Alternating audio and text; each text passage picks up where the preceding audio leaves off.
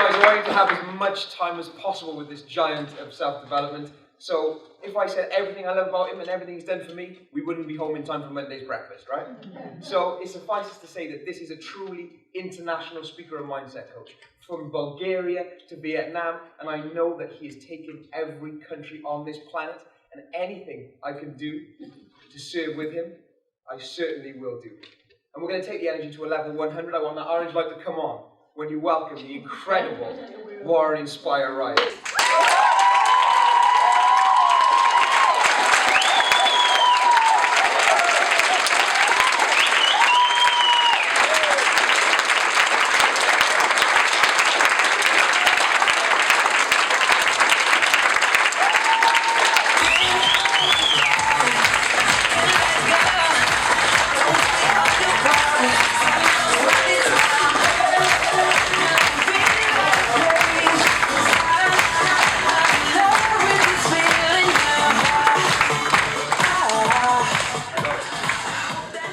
Hello, is my mic working?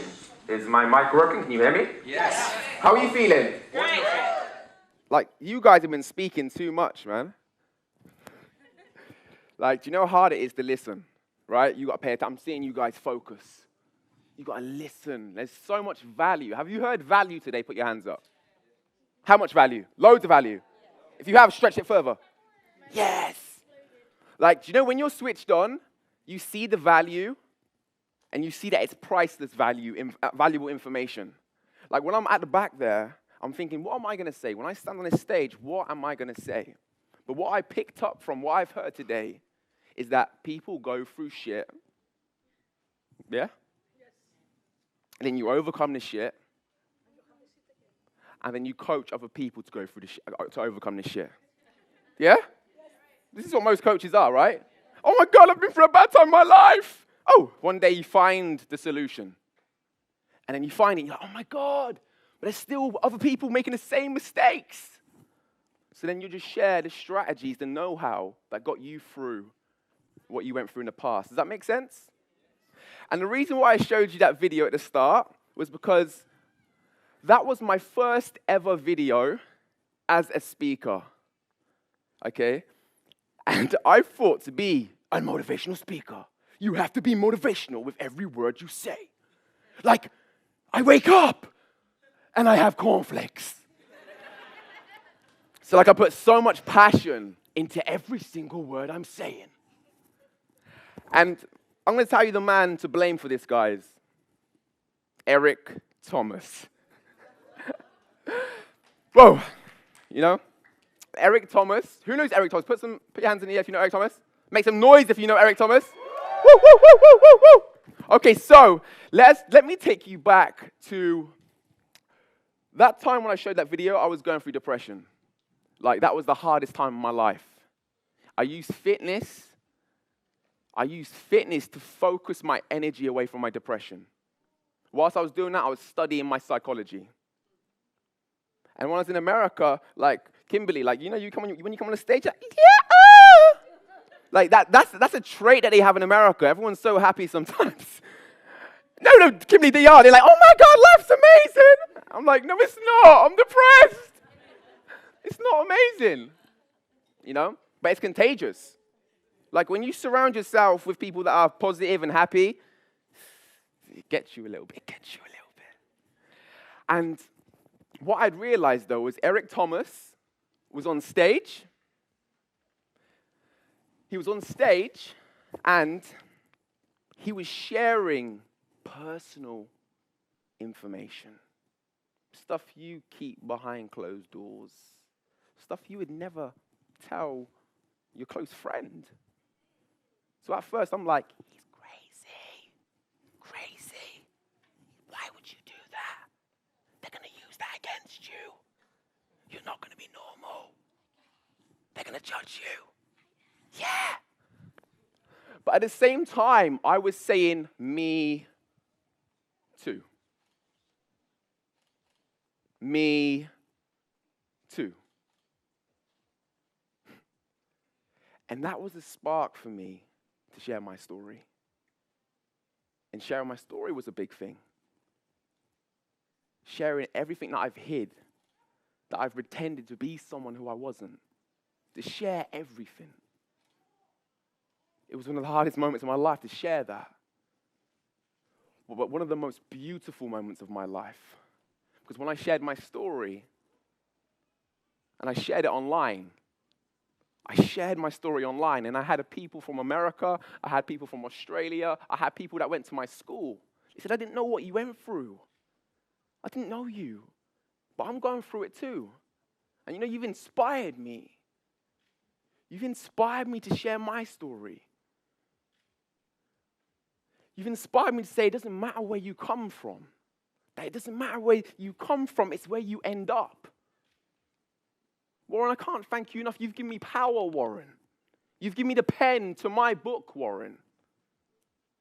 And at that moment in my life, I had tapped into my purpose. When I was depressed, I was selfish. I was a victim. Why me? Why me? Why am I going through this? I remember looking at Argos catalogs and saying, why is my family not like that? Why can't I? What have I done? What have I done? But what I didn't know, guys, was that was my blessing. That was my blessing. And you know what Steve Jobs says? You can't see the dots. You can't connect the dots going forward, right? You can only connect them going back. So when I realized that, when I found my purpose, I said, I need to serve people. But I need a big goal. I need to reach a lot of people. And in that journey, I'm going to find my root of depression. I'm going to find out who I really am. Not what society tells me, but who I really am. And I said I was going to reach 1 million lives in 5 years. And this is someone that left school with no GCSEs. This is someone that left school in the care system. This is someone that, statistically, I shouldn't be here. I shouldn't be doing what I'm doing right now. But the purpose, it's funny, right? When you attach yourself to a purpose, it does things that you thought you could never do. Do you feel that? So when I realized that, I was like, okay, I've got the purpose now. People need me. It's not about me. When Jovan was speaking, he said, the reason why I'm fearless on here is because I know it's not about me. And when I tapped into that purpose, it wasn't about me no more. But it gave me the energy to study the psychology, the conditioning of who I thought I was. Who I thought I was wasn't me. Regardless of whatever you've gone through in your life, it does not devalue you as a person. When I realized that, I said, I'm going to create the new me. I'm going to walk into it. Because I haven't always been this confident. But I said to life, I'm not here for a long time. So it's not my job to impress.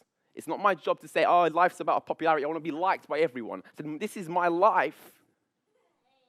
This is my life so that when I go, I can leave something behind. I can say my life was worthwhile. But it all started from the purpose. You see all the speakers that got onto the stage today, the fearless speakers, they were trembling. They were trembling. They were so scared. But you didn't feel it because it wasn't about them.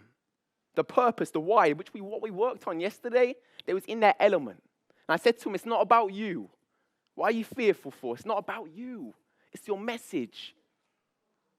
It's your message, because when you truly love who you are, you don't need to seek validation. When I was in foster care, I just wanted to be normal.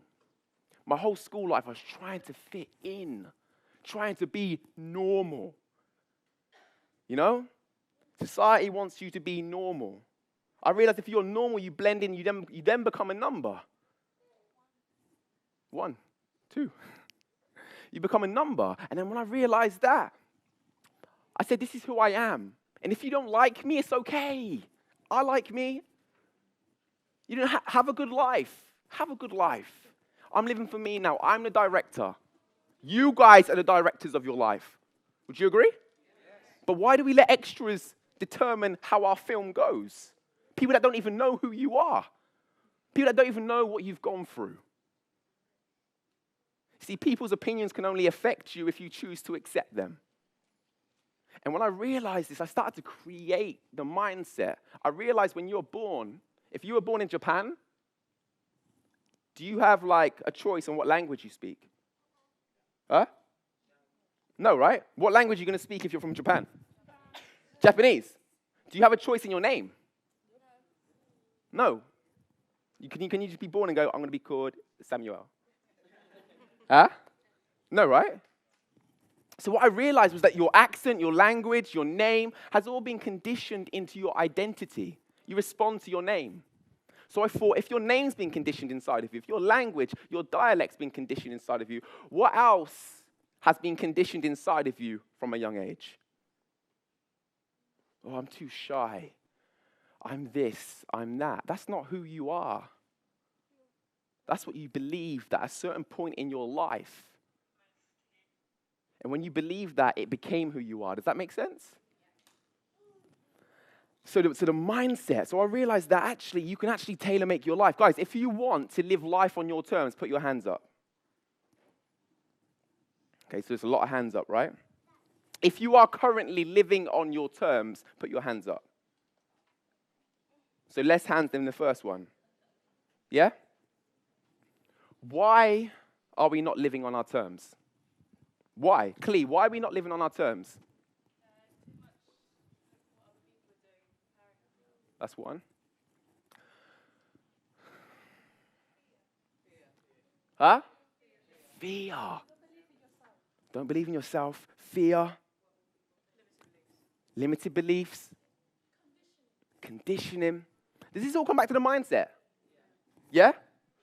So, in order for me to break through this years, decades, or 2 decades of conditioning, I had to go against my old beliefs. And when I went against my old beliefs, what happened then was that it was awkward. When I first took myself outside of my comfort zone, this was awkward, Liz. It was so awkward. Why are you looking at me like that? Oh my God. Am I doing good? Yes. Thank you, thank you, thank you. Like, at first, this is what it was like. I wanted you guys to stand up and go, oh my God, Warren, you're amazing. It's hard. It hurts, right? Look, you cross. Both of you got your arms crossed right now. What's this? Freezing. Yeah? So what I realized was that, I'm just walking around here, guys. But what I'm realizing here is that when I first started it, it was like this wasn't the norm. Inside my mind wanted to keep me alive. So whenever I took myself outside of my comfort zone, what happened? What happened? I got scared. But is there any chance of me kind of like dying here? No? So why am I scared? The conditioning, the fear, right? The false evidence appearing real.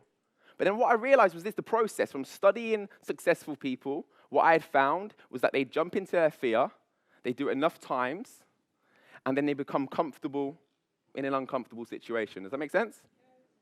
Yeah? So what happens there, what I realized was that so many people are planning. Oh, I'm going to do it tomorrow. I'm going to do it next week. I'm not ready yet. I need to put this in place. Then I put that in place. And then put that in place. But the best way to learn is to do what? Is to do it. Right? So when I jumped outside of my comfort zone and I became comfortable in an uncomfortable environment, it allowed me to have the tools to be able to reach people that I couldn't reach before because I cared what others thought about me. So if I want to serve a million people, then I had to remove that fear of being judged. I had to just be myself, be comfortable being me, and not trying to seek validation and validating myself. Make sense? And then from that concept, what I'd realized was that we all have this ability. This doesn't have to be fearful. The process works. This is why whenever I do a Fearless Speaking Academy, regardless of whatever state they're in on Saturday, and some of them are like, yeah? But on a Sunday, complete transformation. Because it's the same process. But we just need to justify it in our mindset. We need to understand how our mind works. If you don't work on your mind, if you don't control your mind, what happens? If you don't control your mind, somebody else will. Make sense? So I thought, okay, so public speaking is one of the most feared things to do in this world. Would you agree? Yeah? If you're scared of public speaking, put your hands up. If you have a fear of public speaking. Yeah? It's quite nervous, right? If you have a fear of public speaking. Kid, it's always you. Big Ed. Personal joke.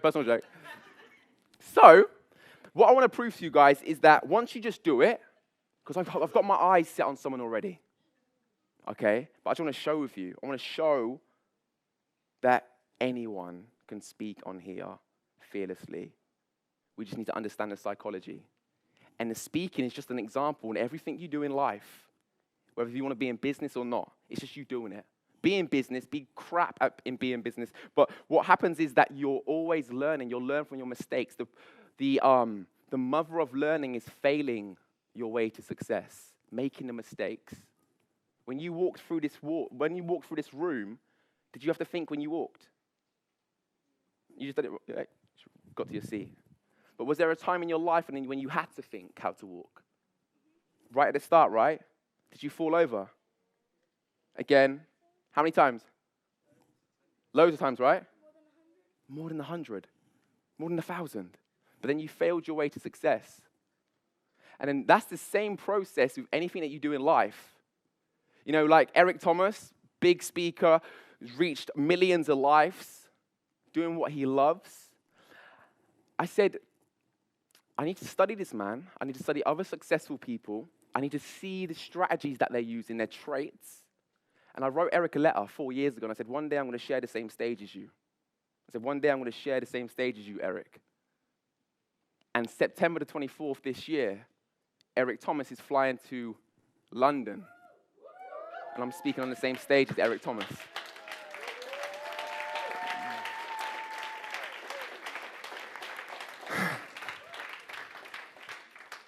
So what I'd realized was that the only thing that's stopping you in life, getting you to where you need to be, is who?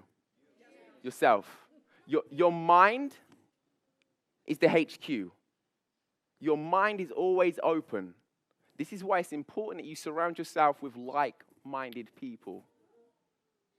It's important to be aware of what you're seeing, saying, doing on a day-to-day basis, because what you do every single day is who you become. Your daily routine, what you do every single day is producing your results in your life right now. And just before I wrap up, I want to really show you how powerful the mind is. I want to show you how powerful the mind is. Are you ready for it, guys? Yes. Okay, so wait. Can everyone stand up a minute? Stand up. Okay. Stretch it out, guys. I know you guys have been sitting down for ages. Stretch it out. To the right. To the left. Okay, now we're going to get you back in the room. We're going to play some music, okay, guys? But Alex, not real music, okay? Music like just by with my feet. So when I jump right, you guys are going to go ding. Yeah? Ready? No, not a broken instrument, guys. One that works. Ready? I want to see that light go on. Guys, the light, come on, ready? Oh, okay, I'll let you off. If I jump left, dong. You ready for it? Dong. Dong. Ross, ready for it? Dong. Okay, now we'll play. Ding, dong, ding. Ding? Dong, ding, dong. Then da.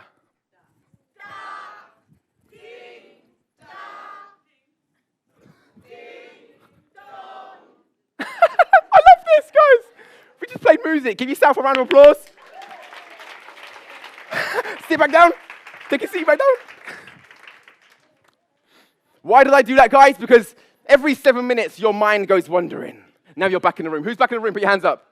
You're all back in the room. I can see it. Gabriel, you're in the room. I can feel it.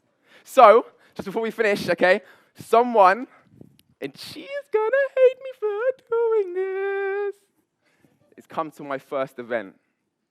And this is someone that I've been just wanting to come to my event since I started doing events. And, you know, I had trust in my creator. I had trust. I said, it's going to happen. And she's come all this way. You know, she's come all of this way to come to my event today, and that's my mum.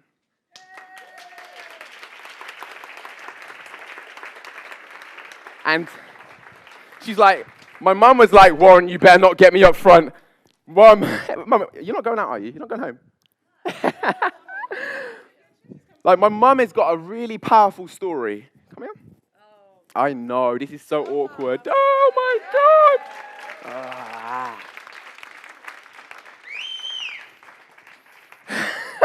She's giving me the evils. Okay, I know. So, you know, body language, okay? What body language is happening now? Huh? Scared? Okay, are you scared? Yeah, you're scared, right? Everyone that gets on this stage, Mum, is scared. This is quite cool. Do you know you said you should never, you can't coach your family?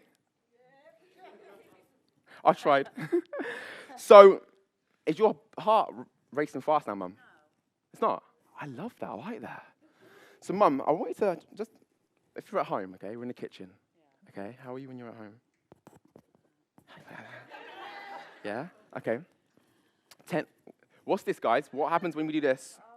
What are we doing when we do this? Self-comfort. Because what's happening in here is going, oh my God! We could die! Oh my God! But can you die? You can't. So what happens first, guys? We have to justify the mind that we're safe. Repeat after me, guys. We're safe. Say it. We're safe. We're safe. Okay? So our body, okay, will always tell us how we're feeling. Okay? Where is my mum's focus right now? Where's my mum's focus? On herself, because she's being nervous, right? But I know my mum's got a powerful story. I know my mum's passionate, and she's got a big heart, and she loves people. That's where I get my heart from. You see? But what I tell the speakers, I say, do you know what? When you shift the focus away from yourself to the audience, it doesn't become about you no more. It doesn't come about me no more. Like, this is what I can do. Oh my God, what's Warren doing? Because it's not about me. I'm entertaining. I love it. This is me. It's my frequency. Frequency. So, on a scale of 10 being really confident right now, 0 being like, oh my God, Warren, I'm going to kill you when we finish this. Where are you on a scale? 5. I like that. That's good. Okay, halfway. So stand in the middle just here. Okay. When she's laughing, what's this showing? Nervous. So that means the focus, Mum focuses on you still. Okay? Okay. I'm going to go home now, Mum. Okay, now, okay, tell me a female that you know who's really confident. Maybe it can be a celebrity. Yeah, who was a celebrity? A female? What, our Prime Minister? I don't watch TV, guys. I don't watch TV. Jojo, I don't watch TV, okay? I didn't even know that. What the hell? I thought it was Tony Blair. No, I'm joking. I didn't know it was that's good, though. Break the paradigm, female power. Woo, woo. Okay, Mum, we're back in the room.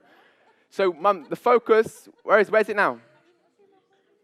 Okay, now let's name somebody else. Let's say Beyonce. Guys, be quiet. Beyonce. Is Beyonce confident? How does Beyonce stand? How does she stand? Like that?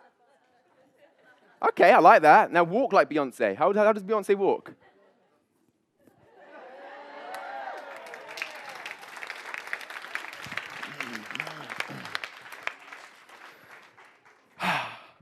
Guys, what happens when we go like this? Stepping back into fear. Step forward. Okay? So what's happening now in my mum's mind is going like, oh, okay. At first it was a bit like, ah!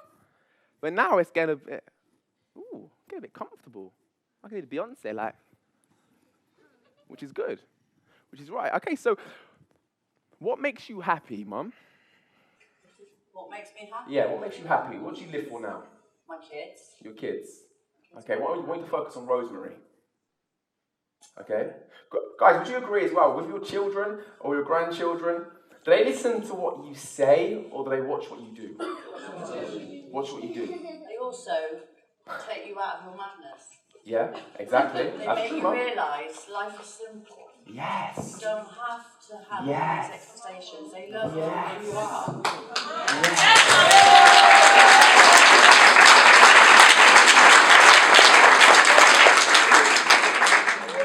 What I couldn't do for my kids, I can do for Rosie now. Yes. I can show her better ways. I can show her that she's beautiful. Yeah. I can show her that she's going to go the right way. Mm. And she can do anything she likes Yes. in life. Put the microphone to your... Hello. I'm going to... What am I going to say? You're back in your head. Rosemary, talk about Rosemary. What life do you want from Rosemary? I want Rosemary to be confident, Yes, believing in herself, yes. be able to get Keep out going. there. Not just about money. Yeah? Just be able to give and not have this greed and this meanness inside her. I want her to believe in herself. Yes. And for our family to change. Yes. You know?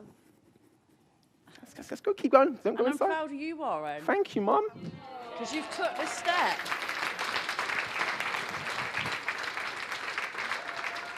And I also know that this works. Because every person I talk to wants to change. Yes. Everyone wants to change his life. Yes. You know? That's it, Mum. I've been there. Yes. I've done it. Yes, Mum, you Had have. 4 kids, you know? have. Dysfunctional. Yeah. Thought drugs, Yes. men were my life. Didn't see the kids. Didn't see what God had given me. You know? Went down that massive... Oh.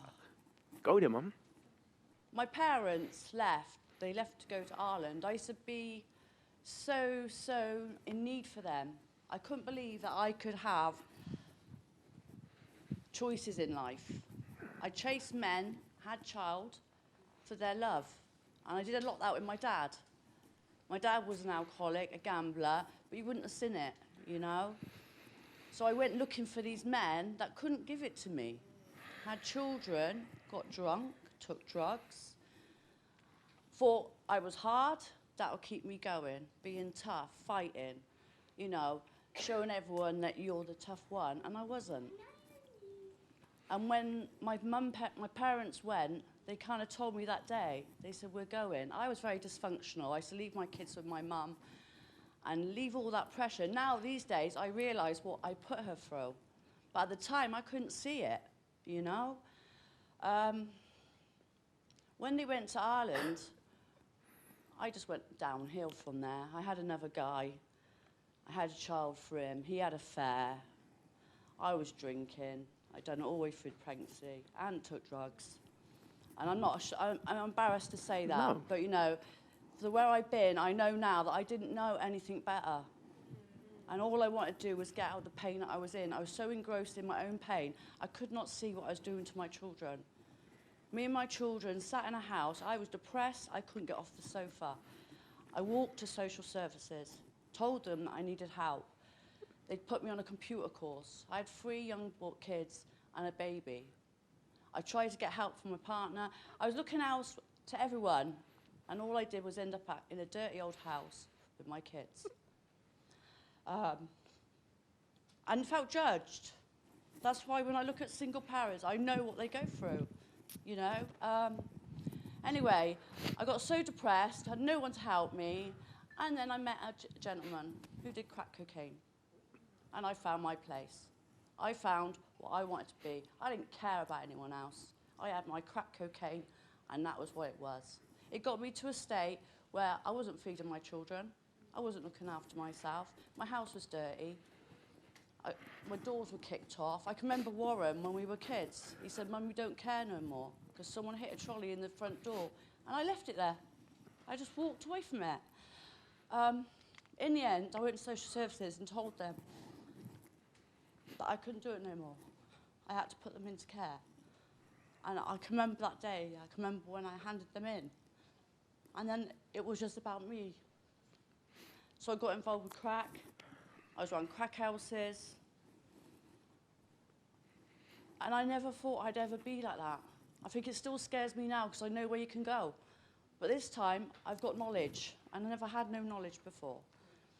You know, I was going from one crack den to another crack den, just surviving.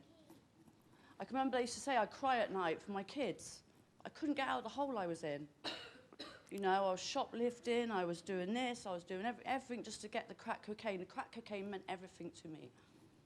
It gave me back this peace inside me, even though it didn't. I got to skin and bones, in and out of prison. When you're coming out of prison, you've got nowhere to go.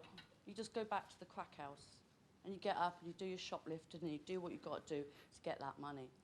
And last time I was in prison, I was like a skeleton. I can remember the prison officer coming up to me and saying, Maggie, you ain't going to last. You're not going to last 3 months. I couldn't take it in. And I can remember this other prison officer. See, these good words that you give to other people that are down in that place will remember it. I don't care what you think they don't, they do. The alcoholic on the road, the druggie, they were fathers, they're mothers. And you know, every time I look at them today, I know that's where I come from. And I know I was saved, and I was pulled out of where I was. Anyway, when I was in the prison last time, this prison officer said to me, Maggie, maybe you need to go to the bottom. And I thought, how can I do that? So when I got out of prison, I went back to the flat that I was doing. I was so weak, I couldn't even stand up. Even the security guards felt sorry for me. You know, they actually knew me. And I came out of that crack flat that night. I got nicked, actually, in a shop. And I thought to myself, do you know what? I'm going to the night shelter. Now, if anyone's not been to a night shower, it is not the nicest place. When you see people on the road, you don't believe that you're ever going to be there. And I ended up there. But the thing it did for me, it got me out of the crap I was in. I didn't have to judge myself no more. I knew where I was. I knew what I had to do. And the thing, when I was begging one day, I sat there thinking, all these men that I chased for, and my kids were there, and they loved me. And I could not see it before. But when I was down on my luck and I was in that place, you appreciate everything you've got. You appreciate everything you've got. Anyway, while I was in town, you know, I was doing my begging and doing stuff, and Bashan pulled me in and told me to go to this rehab. And I was like, yeah, I'll do anything. Just give us a tenner then. Do you know what I mean? And that's how I was. It had to be about drugs. Nothing else mattered. But then when I come to that place where I didn't need the drugs no more, I do believe that the drugs saved me at that time. Because if it hadn't been for the drugs, I probably would have done myself in. And today, I can say that I don't need drugs today.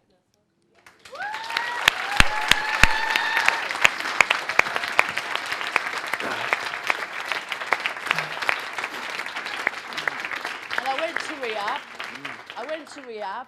I went to meetings, just like this, really, where people are telling their self. No one gave me a hope in hell of cleaning up. I can remember being in a barley wood, and the woman said, I was always around the men. I'm always in their rooms, messing about, doing this. And she said there, and she goes, people don't care about their kids, them ones that go after men. And I said, I know, that's terrible. But she was talking to me. And I couldn't see at the time. But I grew. I did 2 years. I did 2 years of drug testing, you know. And slowly, by surely, I wanted my kids back. My 2 girls were getting adopted. This is where there's a God, and I believe this 100%. You know, I lost all my kids. My kids weren't coming back to me. I was on the street. I had nothing. When I went back to that night shelter 3 months later, I realised I was there to die. Everyone was dying in there. You know, people can call these people whatever you like. They're lost souls. You know, I heard men, grown men, who chose alcohol, lost their families, and sit there thinking about that every day of their life till they die. You know? But the thing is, I found ARA, a recovery agency. They put me through it, and I went to want to get my kids back. I had a lovely lady, she was a counsellor called Tamar, and she said, Maggie, you can do it. And just that little thing, if someone says you can do it, you can do it, you know? So I decided to go for my kids. No solicitor would touch me. Social services ripped me off, put my kids onto permanent foster care warrant, innit? And I went to every single solicitor in Bristol. And one guy, Paul Foster, and I will never forget him, said to me, I believe in you, Maggie. and I can do this for you. And I did it. I can remember the day my kids came back to me, you know. I don't know, I'm a bit shy, so, but I just want to help other people that go to prison, they go, and foster care children, people in care. I had a stint of myself on my own. I can't even imagine being them people that have no families, no nothing. When people pass them by on the street and they say, oh, look at her, on drugs. They don't know what that person's been through. And it's about time we all started looking at our people. Our kids are all on drugs, half of them. They're all going to prison. Men aren't taking their duties. Some women aren't taking their duties. And we need to start doing this because our people are falling apart. We've all turned materialistic. It's all about money. And if you ain't got it, you're a nobody. And that's not the truth. If you've got love, you've got everything. You know?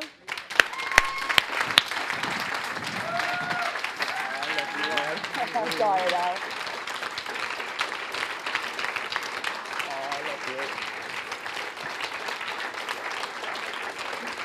I'm so embarrassed.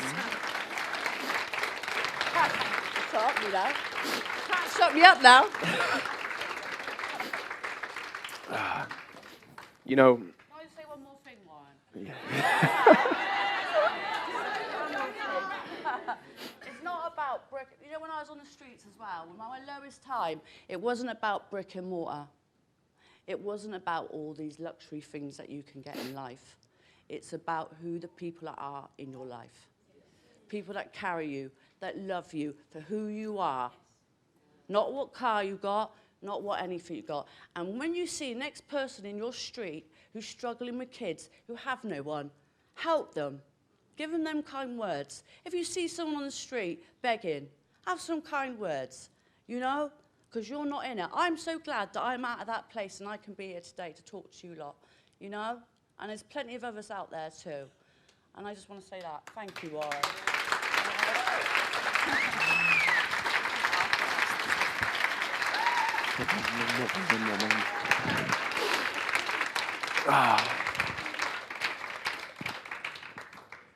The reason why I did this, guys, as well, was to show you that when you get out of your way, you know, when my mum first came to the stage, it was all about herself, right? Nervous, shy. When I said to, when I said to her about Rosemary, your grandchild, and then she spoke about her story, was she constructing it or was she just saying it? She's flowing it. And I always say this after every FSA, that we already have what we're looking for. We just need to get out of the way and stop worrying about what others are thinking of you. This is it. This is it. Everyone getting together. My mum doesn't realise that if we run late, I think we are running late. Yeah. But guys, can you give my mum a big round of applause, please?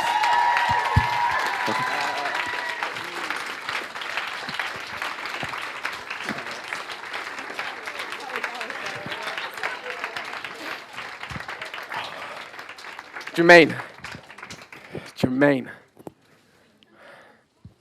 Oh, guys, the power of the mind, eh? The power of the mind.